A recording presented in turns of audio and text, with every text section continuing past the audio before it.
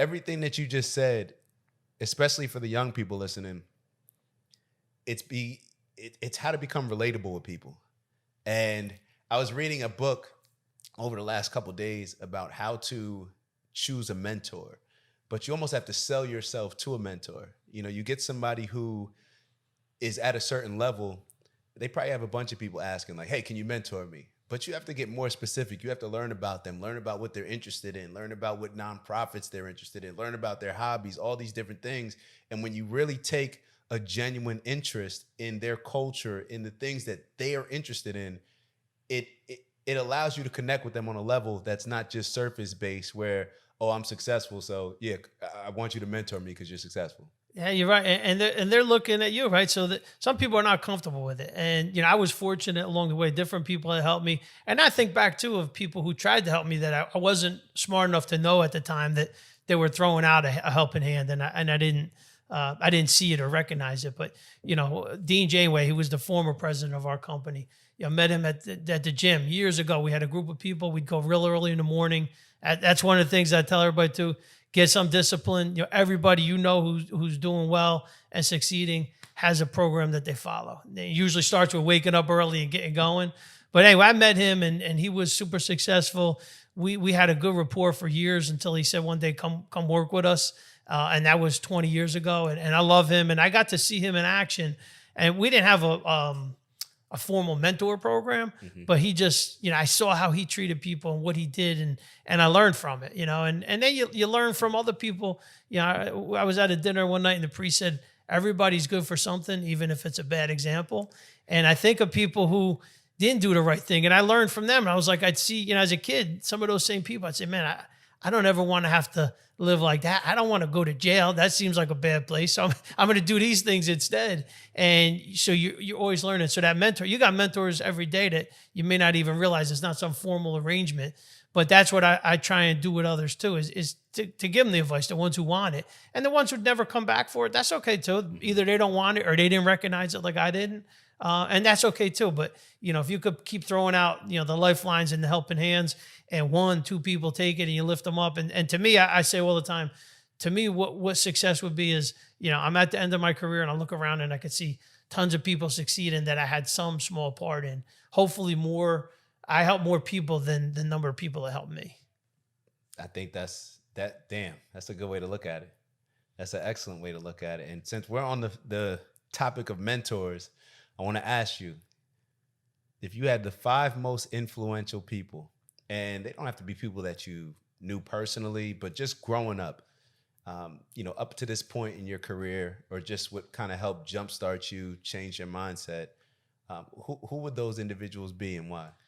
I tell you, my mother first, which, as always, I hear a similar question in places and I think of that. And she was a person who, had, limited education, raised 5 kids, worked all the time. She would give you the shirt off her back, literally. And when she passed away, I remember we lost her unexpectedly, and we had this deli at the time. And I was, all of these people showed up. I've been to a lot of wakes and funerals where there's a lot of people, but there was hundreds of people. And some of them drove a long distance and waited on a long line.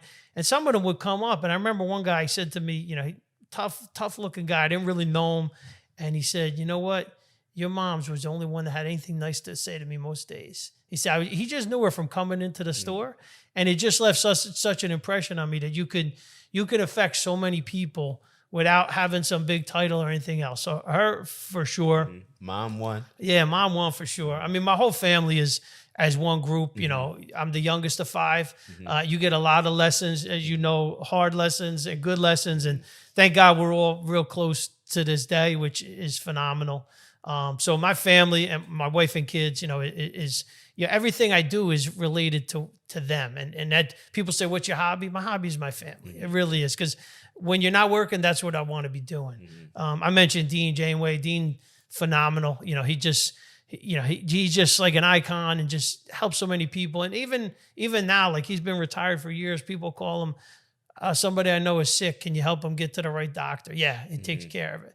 So those kind of guys. And it's just 5. I don't know. I mean, I look we'll do the maybe follow up too. Yeah. Keep it Okay. open. Okay. But I think you have a strong core right there. Yeah. So no, it's there was one of the things that I wanted to go back and focus on, and it was in regards to helping kids choose their mentors and why it's so important to have certain mentors.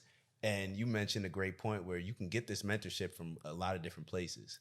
So a lot of kids, they're stuck in they may feel that they're stuck in their environment. But in a lot of ways, they have access to things a lot more than us, because some of my mentors I've never met. They're just on YouTube. You know what I mean? And anybody that I can learn something from, I can place somewhat that mentor tag on them. So if you're a young kid, you tell me, what would you recommend as far as like them going out and getting mentors? And obviously it depends on what industry they're in, but yeah, I'll tell you what. So like when you establish your career, you're in college, LinkedIn's phenomenal, right? You and I kind of met through that, and the resources that are out there are just phenomenal. People, you make a connection, you got something in common, you see their content. People who are doing things that you think you want to do, or doing things the way you think you want to do them, follow what they're doing. If you're younger, it's the same thing. You can get these influencers on YouTube. My son Anthony, he loves bodybuilding. He'll show me David Lade, and he's like, here's his videos. And it's like, you hear these guys and they're young guys and they're so well-spoken, and they got a message about whether it's fitness or about how to blow up online, and all of these different things you can learn from. So I would say content. I spend a lot of time in the car even still, and I just flip through all kinds of podcasts. Today I started one that was covering the Bible in 1 year. So they're reading the Bible and teaching you about it. I probably should have read it a lot sooner, but now I'm going to listen to it. But there's so many. It's like you could get a free PhD by just listening to all of the different content that's out there. You want to take classes, a Stanford professor for free online, you got no reason to not do it. So it's pretty wild. I think there's more resources than there ever was. So I think that's the way to do it. And it is to be on all the time.